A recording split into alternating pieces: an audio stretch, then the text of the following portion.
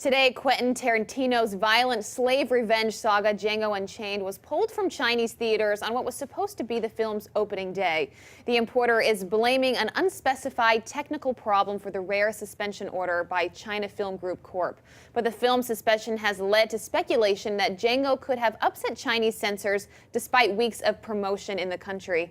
Tarantino reportedly cut some violent scenes and had already cleared the film by China's tough censors. This seems all too common in China, right? Do we have any idea as to why it was pulled last minute like that? Well, as you said, they put Quentin Tarantino through the whole process of submitting the film. They asked for certain changes. The changes seem to be kind of small. They darkened some of the blood scenes. They reduced some blood spatter things. And right now, people are. And then at the last minute, after it seemed to have been cleared, they were advertising the film.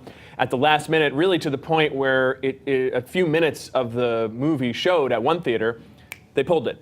And people are unclear why. Some people are speculating that it might be some nudity, but all the nudity in the film are kind of. Out of all things China's concerned about, nudity's one of them? Yeah, I don't think the nudity thing doesn't ring true to me. I mean, honestly, I feel like if the right or wrong person in the Chinese government saw it and saw this movie about a slave revolting and killing his masters. I mean, we hear stories about in China there's like 35 different revolutions happening at any given moment.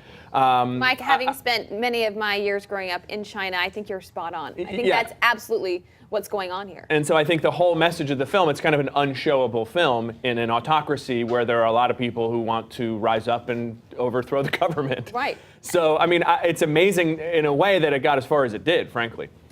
So this concept of movies coming from here to China, I mean, how common is it that this sort of thing happens? I know China's known for making decisions like that and not knowing really why from afar, but in the whole movie industry, is this common? I think the fact that we're talking about it suggests it's not common for them to just pull the rug out from under a film that they've already agreed to release. They definitely keep a tight rein on what gets shown, and we are at the point where that market is so important for filmmakers that they are willing to make changes and edit their movies and do whatever the Chinese censors basically ask them to do in order to reach a billion people. But or whatever portion of that group is actually going to the movies, but a lot of people. And I'm sure that group is not too thrilled about what's going on. But well, no, and apparently you can, of course, watch it on the black market. It's China after all. And somebody, was quoted in one of the reports saying, "I watched it. I don't know what the heck they're upset about. There's not that much nudity. There's, the violence. We always see violence, but I really feel like it's the overall theme." I think ultimately they'll be fine. There are many places you can find the movie in China. Yes.